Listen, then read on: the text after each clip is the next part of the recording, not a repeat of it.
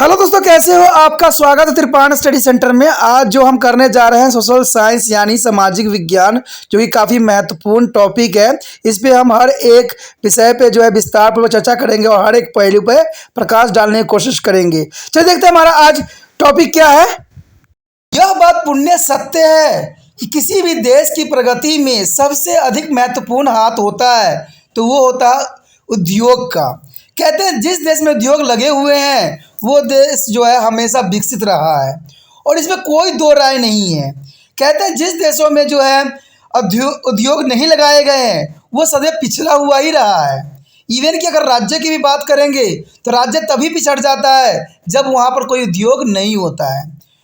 और ये बात सभी देश जानते हैं और सभी क्षेत्रों में ये बात का जो है अनुसरण भी किया जाता है। तो दोस्तों यहाँ पर जो हम आज बात करने जा रहे हैं, चैप्टर जो हमारे समक्ष आया है, कहते हैं विश्व आधुनिक विश्व, यानी विश्व जो है आधुनिक विश्व के रूप में जो है दूसरा पार्ट हम करने जा रहे हैं, यानी देखा जाए तो आधुनिक विश्व 2। और इसमें आज जो हम टॉपिक करेंगे वो रहेगा औद्योगिक क्रांति। कहते हैं औद्योगिक क्रांति से कोई भी देश डेवलपमेंट हो सकता है और औद्योगिक क्रांति के कारण ही कोई देश जो है दूसरे देशों को जो है अपने अधिकार में ले सकता है। इवन कि आपको पता ही होगा कि ब्रिटिश ने जो है हमारे देश पे 250 साल जो राज किया वो किन्हीं कारण हो सकते हैं, इसमें औद्योगिक क्रांति ही थी। क्योंकि हमारे देश से कच्चे माल को ले जाना और अपने देश से जो है वही चीज़ को मैन्युफैक्चर करके हमारे देश में बेचना, तो यही तो जो है औद्योगिक क्रांति ही हुआ। और ये क्रांति जो है हमें गुलाम बनाने के लिए पर्याप्त था। तो यहाँ पर जो हमारा टॉपिक आज आया है औद्योगिक क्रांति। कहते हैं औद्योगिक क्रांति में सबसे महत्वपूर्ण उस समय था नए नए चीज़ों की खोज। कहते हैं नए नए आविष्कार जो हुई इसने इंसानों की सोच को ही बदल के रख दिया।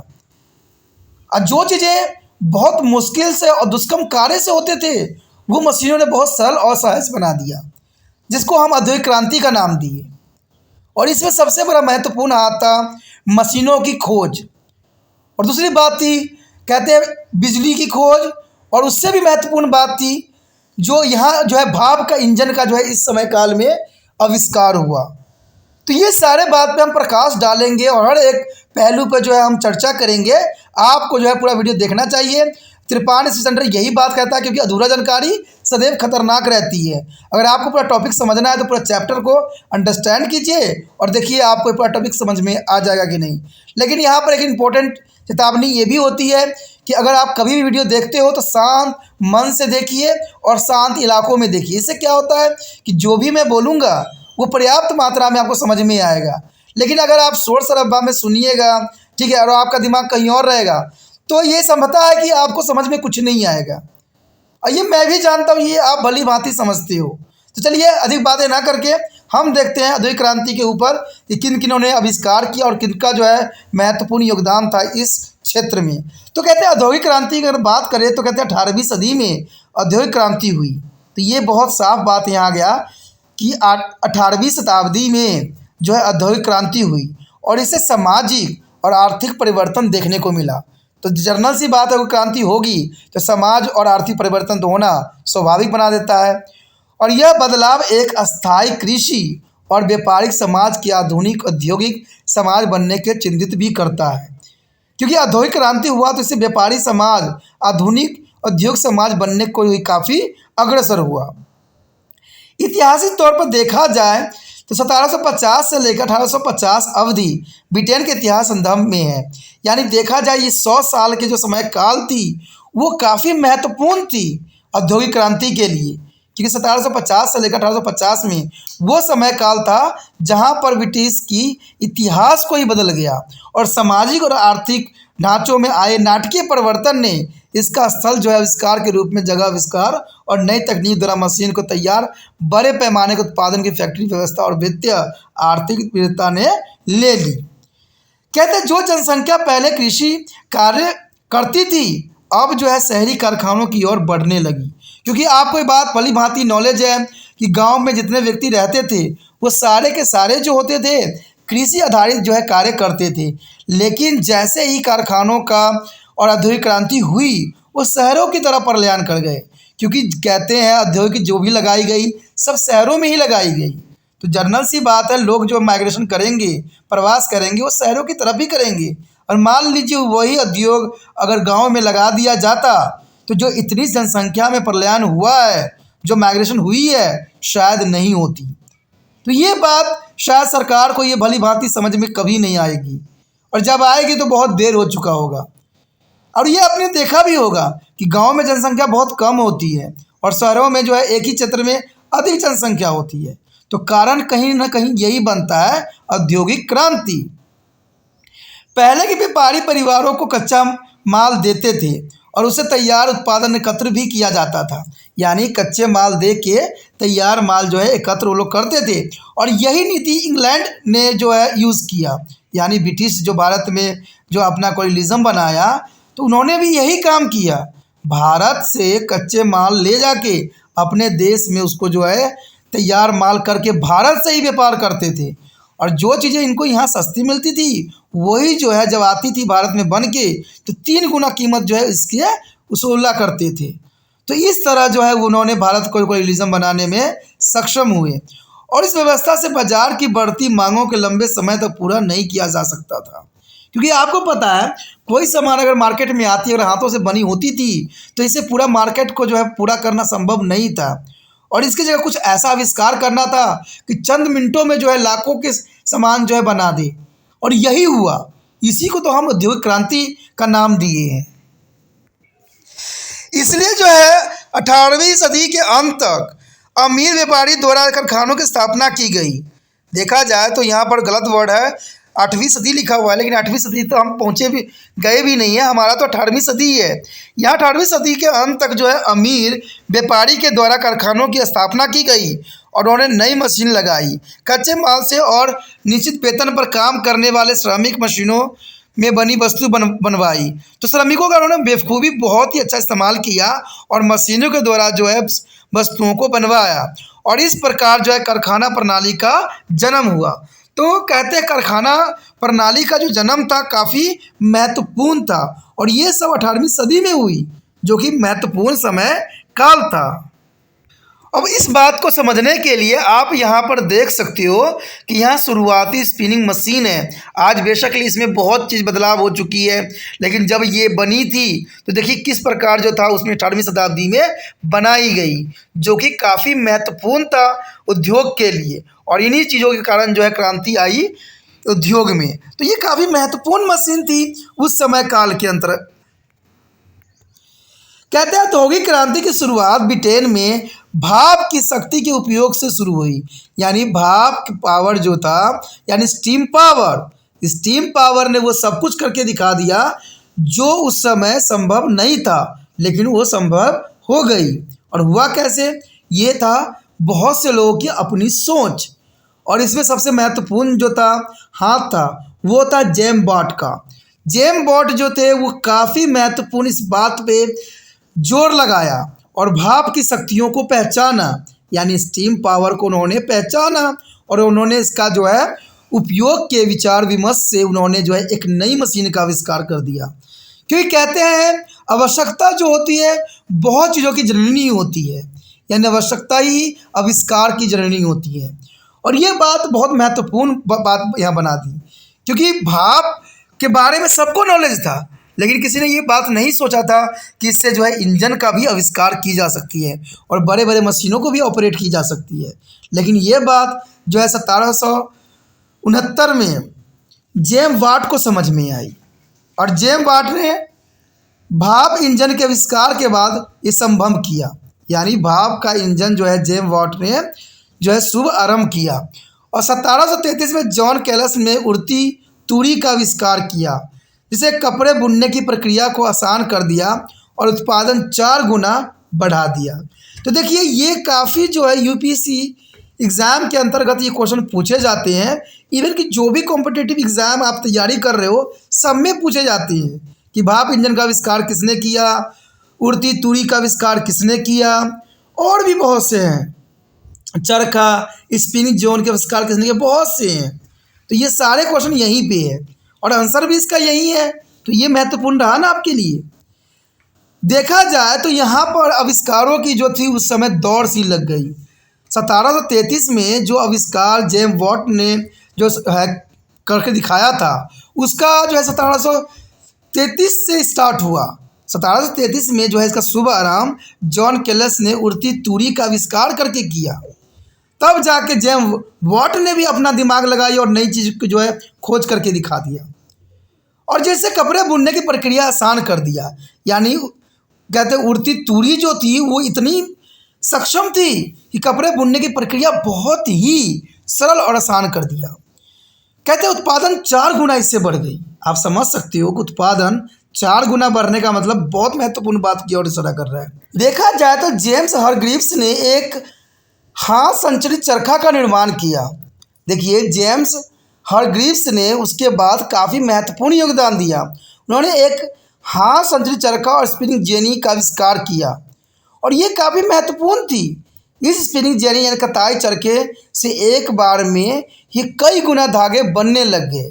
अब सोचिएगा कि जेम्स हरग्रीव्स ने जो हाथ का चरखा बनाया वो किस प्रकार का था। तो आप महात्मा गांधी जी का आपको पता ही है कि वो भी चरखा से सूत बनाया करते थे और अपना कपड़ा स्वयं ही निर्माण करते थे। तो आप समझ में आ गया होगा कि जेम्स हरग्रीव्स ने जो चरखा बनाया उसका महात्मा गांधी जी ने भी उपयोग भली भांति किया, और उन्होंने जो है स्वतंत्रता संग्राम में उन्होंने ये बात साफ कर दिया कि हमें अपने बनाए हुए हाथों से ही जो है कपड़ों का हमें इस्तेमाल करना चाहिए। और आपको पता है उन्होंने जो विदेशी कपड़े का जो है बहिष्कार भी किया था, क्योंकि ये हमारे देश की अर्थव्यवस्था को बिगाड़ता चला जा रहा था। तो यही बात महात्मा गांधी जी ने भी जो है बहुत महत्वपूर्ण संदेश दिया था, और ये संदेश तब संभव हुआ जब जेम्स हरग्रीव्स ने जो है हाथों संचालित होने वाले चरखा का स्पिनिंग जेनी का आविष्कार किया। और इस स्पिनिंग जेनी कताई चरखे में एक बार में कई गुना धागे बनने लग गए। कताई चरखा स्पिनिंग जेनी के आविष्कार के बाद कहते हैं सूती वस्त्र इस अवधि का प्रमुख उद्योग बन गया। ठीक है, यहाँ पर वर्ड गलत लिखा हुआ है, सती लिखा हुआ है जो गलत है। यहाँ पर सूती वस्त्र है, क्योंकि सूती वस्त्र इस अवधि का प्रमुख उद्योग बन गया और काफ़ी महत्वपूर्ण भी था। कोयले और लोहे की बड़ी मात्रा में जो है उपस्थित ब्रिटेन की तेज़ी से औद्योगिक विकास में एक जो है निर्णायक कारक साबित हुआ, क्योंकि इससे क्या हुआ, एक पूरे ही ब्रिटेन को ही बदल के रख दिया। नहरों और सड़कों के निर्माण और इसी तरह जो है रेल और जहाज़ के आगमन थे। निर्मित वस्तुओं के लिए बाजार को काफ़ी फैला दिया गया, और पेट्रोल इंजन और बिजली के साथ विकास का नया काल भी शुभ आरंभ हुआ। कहते हैं पेट्रोल और बिजली का जो आविष्कार हुआ, इससे पूरी जो है अर्थव्यवस्था का रूप रंग ही चेंज कर दिया, और इसके पास वे सभी साधन थे जो उसे एक औद्योगिक शक्ति बना सकते थे। औद्योगिक क्रांति का असर दुनिया भर में महसूस किया गया, यानी दुनिया में हर एक व्यक्ति जो है ये महसूस किया, क्योंकि ये औद्योगिक क्रांति काफ़ी महत्वपूर्ण थी। और 1850 से क्रांति ब्रिटिश जिंदगी में एक प्रमुख कारक बने और औद्योगिक के साथ पूरा भी किया गया। तो ये काफ़ी महत्वपूर्ण था। 1830 के बाद में फ्रांस के बाद 1850 जर्मनी, तो कहते हैं ये सुबह आरंभ जो हुई एक रिदम से चलने लगी। 1830 में फ्रांस में हुई, 1850 में जर्मनी में हुई, और गृह युद्ध के बाद अमेरिका में भी औद्योगिक क्रांति शुरुआत हो गई। यानी गृह युद्ध खत्म होने के बाद अमेरिका ने भी औद्योगिक क्रांति के जो है कदम आगे बढ़ाया। हम आगे पढ़ेंगे कि कैसे औद्योगिक क्रांति हासिल हुआ, तो आपको इसी साथ लिए 53 बने रहना पड़ेगा। कहते हैं प्रमुख आविष्कार और सुधारों ने इंग्लैंड की कृषि को काफ़ी बढ़ावा दिया। यानी प्रमुख आविष्कार और सुधारों ने इंग्लैंड में कृषि को काफ़ी बढ़ावा दिया, और कहते हैं महत्वपूर्ण परिवर्तनों ने नव विचारों जेम्स टूर ब्रिज और ओपन ड्रिल ने बीजों के समान अंतराल और गहराई पे बिना बर्बाद किए बीज बोने में कृषि में अपनी जगह बना ली। यानी देखा जाए तो कृषि में भी इस समय काफ़ी जो है प्रगति हुई, और 1760 से 1830 के बीच ब्रिटिश संसद ने लगभग 1000 संकलन अधिनियम के द्वारा भूमि के जो पहले जिस समुदाय की थी उनके बड़े क्षेत्रों से जोड़ दिया गया। तो ये भी वो समय काफ़ी महत्वपूर्ण थी। हालांकि इन सब से लिए कुछ जो है उत्पादन बढ़ने में काफ़ी मदद मिला। इससे उत्पादन तो बेशक कृषि में काफ़ी बढ़ी, लेकिन उसकी इस समय इतने भूमिहीन लोगों की एक बड़ी संख्या प्रदान की। देखिए सरकार की यहाँ नीति अलग थी। सरकार ने क्या किया, सारे जमीनों पर अधिग्रहण कर लिया और इसके वजह से क्या हुआ, बहुत से लोग जो थे भूमिहीन हो गई और कहते भूमिहीन लोगों की संख्या बहुत ही बढ़ गई। अब केवल कुछ ही लोगों के खेत पर काम करने की ज़रूरत थी, इसलिए कि एक बड़ी संख्या में लोगों रोजगार के लिए शहरों की ओर पलायन शुरू कर दिया, क्योंकि कहते गांव में उनका सारा ज़मीन छीनने की लिया गया और उनके लिए कहते काम के लिए कुछ भी नहीं बचा। तो सारे के सारे लोग जो थे शहरों की तरफ पलायन कर गए, क्योंकि शहर में बड़े बड़े कारखाने उद्योग स्थापित थे और उनको ये विश्वास था कि शायद उनके जीविका जो है वहाँ पर प्राप्त हो सके, इसलिए बहुत से लोग जो थे शहरों की तरफ पलायन कर गए। और इवन आज भी देखने को मिलता है, लोग देखिए गांव से शहरों की तरफ पलायन कर रहे हैं। कारण क्या है, गांव में अच्छा जो है व्यवस्था नहीं है उद्योग का, सारे उद्योग जो है शहरों में सिमट के रह गए हैं। जबकि सरकार को इस बात पे विचार करने की आवश्यकता है कि गांव में हम जितना हो सके हर गांव में एक उद्योग होना चाहिए, जहां पर आसपास रहने वाले व्यक्तियों को जो है भरपेट जो है रोटी प्राप्त हो सके। लेकिन सरकार इस चीज़ को ऊपर ध्यान ही नहीं दे रही है। भारत तभी जो है तरक्की करेगा जब हमारा देश के जो है इकोनॉमिकल अर्थव्यवस्था बढ़ेगा, यहाँ पर हर एक नागरिक का जो है कंडीशन सुधरेगा। और कंडीशन तब सुधरेगा जब इनके लिए सही व्यवस्था किया जाएगा। अब देखिए वही लोग जो है गांव में न रह के शहरों में आते हैं और शहरों में इतने किराए होते हैं कि वो झुग्गी झोपड़ी बना के रहने लग जाती हैं। अब देखिए हम विश्व के सामने अपने देश को क्या प्रदर्शन करेंगे, क्या बताएंगे कि हमारे देश में झुग्गी झोपड़ियाँ हैं, वो भी हम आधुनिक युग में आ चुके हैं। तो कारण क्या है, आम गरीबों का पलायन करके वो शहरों में आते हैं और शहरों में जो है उनके पास अच्छा खासा घर नहीं होता तो वो झुग्गी झोपड़ी बना के रहने लग जाते हैं। और झुग्गी झोपड़ी किसी भी देश के लिए प्रदर्शन करना संभव नहीं है और हमारी देश का ये गलत हो जाता है फिर। तो इसलिए सरकार को सोचना चाहिए कि जितना हो सके फैक्ट्री को गांव में स्थापित करे, जिससे वहाँ के लोग जो है पलायन जो है शहरों की तरफ ना करें और ये पलायन की जो स्थिति है वो अभी सिमट कर रह जाए, रुक जाए, तब जो है हमारा भारत देश बहुत प्रगति करेगी, बहुत तरक्की करेगी और ये विकसित बन सकती है और ये ज़रूरी भी है। इसने कारखानों में काम करने के लिए सस्ते और अधिक मजदूर प्रदान किए, क्योंकि शहरों में सब पलायन कर जाते थे, अब वहाँ पर काम करने के लिए भी होड़ लग जाती थी। कहते हैं एक काम करने के लिए जो है 3-3 4-4 व्यक्ति जो थे अप्लीकेबल थे। तो आपको जनरली सी बात है कि जब एक काम के लिए 5 बंदे तैयार हैं तो आपको पता है कि वही व्यक्ति काम करेगा जिसके पास स्किल भी हो और प्लस जो है उसके पास वो बेच भी कम लेता हो। तो ऐसा ही हुआ और इससे गरीबी बढ़ता ही चला जाएगा। इंग्लैंड में अनुकूल राजनीतिक परिस्थितियों ने भी औद्योगिक क्रांति के विकास में काफ़ी मदद दिया, क्योंकि इंग्लैंड उस समय अनुकूल परिस्थिति में थी, इसलिए औद्योगिक क्रांति होना स्वाभाविक था। व्यापारिक प्रतिबंध हटाने जैसे टैक्स अधिनियम और सामूहिक जो है बाजार व्यापारियों के लिए अनुदान था। तो क्योंकि कहते हैं टैक्स अधिनियम काफ़ी महत्वपूर्ण थी और इंग्लैंड मुख्य रूप से अपने परिवहन में विकास के कारण विदेशी बाज़ारों पर कब्जा करने में सक्षम था।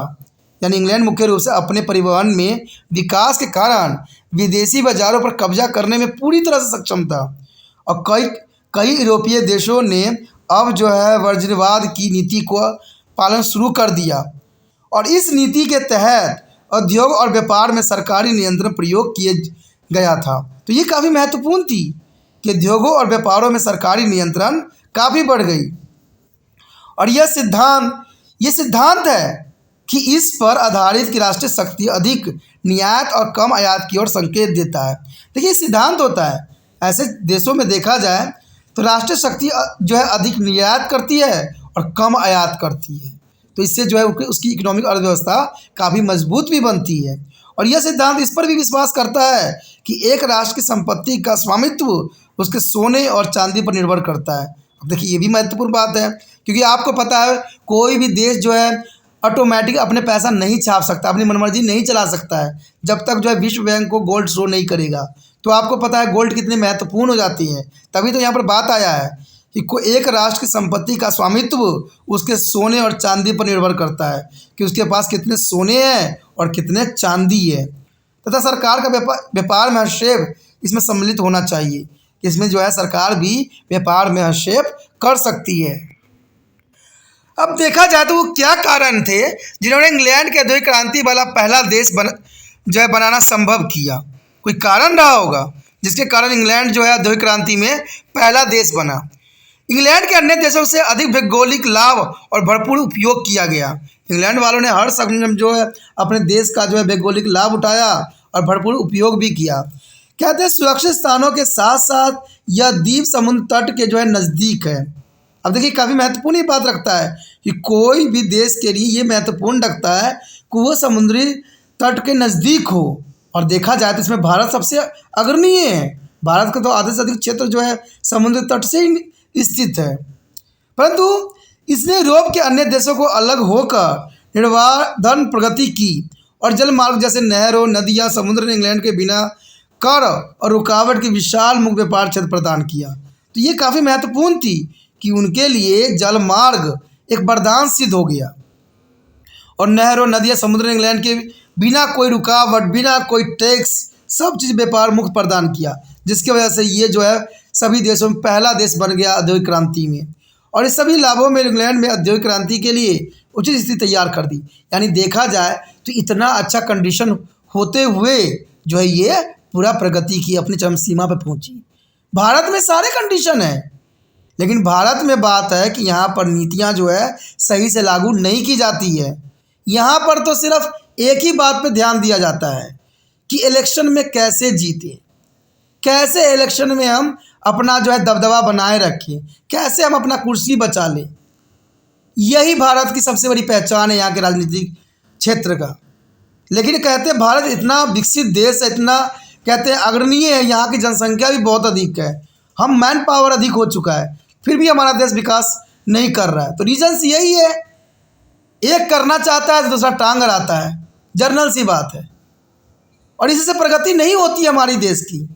कहते हैं सबको मिल के करना पड़ेगा देश को प्रगति। जैसे अगर आप त्रिपाणी सेंटर को आगे बढ़ाना चाहते हो, आगे अगर आप इसको और भी एस्टिमेट करना चाहते हो, और भी आप चाहते हो कि हर एक क्लास का वीडियो इसमें रहे, हर चीज़ रहे इसमें उपलब्ध, क्वेश्चन आंसर MCQ सभी रहे, तो इसके लिए आपको भी तो कोशिश करना पड़ेगा ना।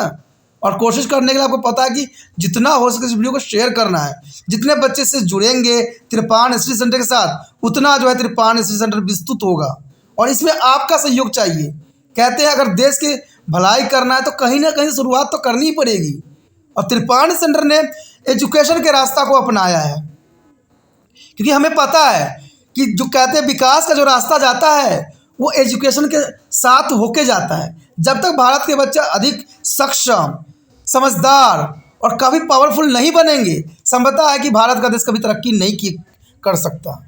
और इसके लिए पढ़े लिखे समझदार व्यक्तियों की आवश्यकता है। मैं ये नहीं कहता कि हमारे देश में पढ़े लिखे की कमी है, हमारे देश में बहुत डिग्रियाँ बांटी जाती है, लेकिन फिर भी हमारा देश विकास क्यों नहीं कर रहा है। सारे देश देखिए हमसे 100 साल पीछे जो हुए, स्वतंत्र हुए, लेकिन वो विकसित बन गए और हम पिछड़े के पिछड़े रह गए। हमने यहाँ पढ़ा ना, अमेरिका भी गुलाम बना, फ्रांस, जर्मनी, हर एक देश गुलाम बना, और देखिए वो सब विकसित और पावरफुल बन गया। हम भी गुलाम बना, हमारा देश भी बना, लेकिन हम क्यों नहीं आगे बढ़ पाए। सबसे बड़ा यही बात है कि यहाँ पर सरकार का भी यही सोच है कि अगर भारत में व्यक्ति जो होंगे अनपढ़ रहेंगे तभी उनको जो है बिना सोचे समझे वोट देंगे। तभी तो देखिए एजुकेशन को इतना महंगा कर दिया गया है, हर जगह सिस्टम बदल दिया गया है। देखिए सिस्टम बदला ही हुआ आपको नज़र आएगा हर क्षेत्र में, पढ़ाई लिखाई हो कहीं भी हो। टीचर क्लास में होते नहीं हैं। सरकारी स्कूल में जाकर देखिए अगर टीचर छुट्टी पे है तो बच्चों को भी छुट्टी करके भगा देते हैं, जाओ बच्चों आज आपके टीचर आए नहीं, आप घर पे जाकर आराम फरमाना। तो ये कहाँ का सिस्टम है, ये एजुकेशन का है ही नहीं अच्छा सिस्टम। तो यही बात त्रिपाण स्टडी सेंटर कहता है कि ज्ञान प्राप्त करो अच्छी तरह से, अधूरा जानकारी खतरनाक होता है। ठीक है, अगर आपको इस चैनल को आगे बढ़ाना है तो कोशिश आपको करना है। मुझे तो जो करना था मैंने कर दिया, लेकिन करना आपको है। करना इतना सा है, यूट्यूब से लिंक को कॉपी करना है और व्हाट्सएप स्टेटस पर लगा